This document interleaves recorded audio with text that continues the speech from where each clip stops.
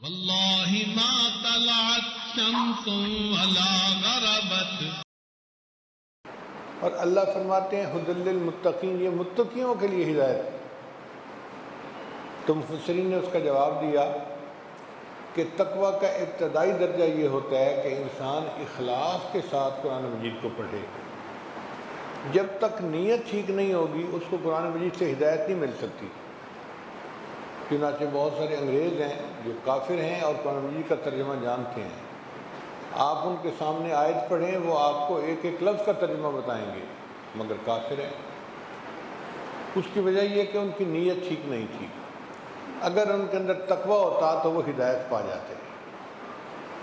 چنانچہ ایک English translator ایسا بھی ہے جس نے قرآن مجید کی انگلش میں ٹرانسلیٹر کی، پھر اس نے دین کو قبول کر لیا، مسلمان بن گیا.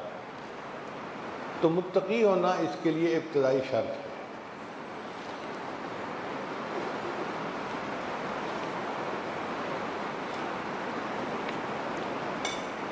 تقویٰ جو ہے یہ کہتے ہیں کہ اللہ کے ڈر کی وجہ سے انسان گناہوں کو چھوڑ.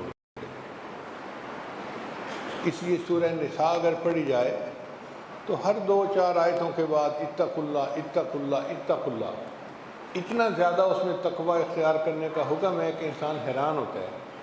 اس کی بنیادی وجہ کیا ہے کہ میاں بیوی آپس میں محبت پیار کی زندگی اس وقت تک نہیں گزار سکتے جب تک ان کے دلوں میں تقویٰ نہیں ہوگا. تقویٰ کے بغیر انسان ناانصافی کرتا ہے، حقوق کو پامال کرتا ہے اور دوسرے بندے کی ایذا کا سبب بنتا ہے. اس لیے فرمایا کہ تم تقوی اختیار کرو، تقوی اختیار کرو، تقوی اختیار کرو. حیرت کی بات تو یہ ہے ایک آیت میں 2 مرتبہ تقوی اختیار کرنے کا حکم.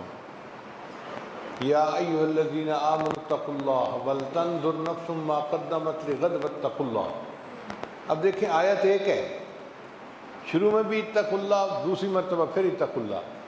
تو کوئی اہمیت ہے نا اس کی کہ اللہ رب العزت جو شہنشاہ ہیں، جو کائنات کے مالک خالق ہیں، وہ ایک فکرے میں 2 مرتبہ تقوی اختیار کرنے کا حکم فرماتے ہیں. چنانچہ ذنون مصری رحمۃ اللہ علیہ سے کسی نے پوچھا کہ حضرت تقویٰ کیا ہے؟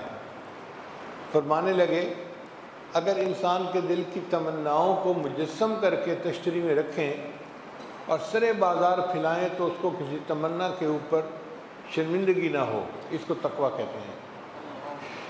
یعنی دل میں کوئی تمنا بھی ایسی نہ ہو کہ جو گناہ والی ہو. حضرت خواجہ عبد المالک صدیقی رحمۃ اللہ فرمایا کرتے تھے کہ تقویٰ یہ ہے کہ انسان ایسی زندگی گزارے کہ قیامت کے دن کوئی اس کا گریبان پکڑنے والا نہ ہو.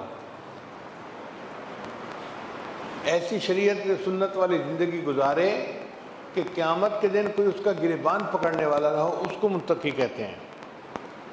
حضرت مرشد عالم رحمۃ اللہ فرمایا کرتے تھے اللہ کو راضی کرنے کی خاطر چھوٹے بڑے سب گناہوں کو چھوڑ دینا، اس کا نام تقویٰ ہے. ابن کعب رضی اللہ عنہ صحابی ہیں، بڑے عالم تھے.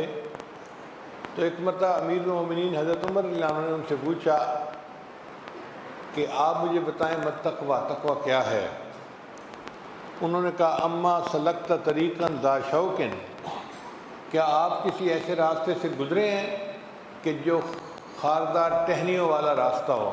جھاڑیوں کی ہیں نا ٹہنیاں. ان کا جی گزرا ہوں. پوچھا کیسے گزرتے ہیں؟ فرمانے لگے کہ بہت بچ بچا کے کہ میرا کپڑا کسی کانٹے میں الجھ نہ جائے. ان کا اسی کا نام تقویٰ ہے کہ آپ زندگی اس احتیاط کے ساتھ گزاریں کہ انسان کسی گناہ میں ملوث نہ ہو جائے. خلق ذنوب صغیرہا و کبیرہا زادت تقیٰ. گناہوں کو چھوڑ دے، چھوٹے ہوں یا بڑے ہوں، اس کا نام ہے تقویٰ.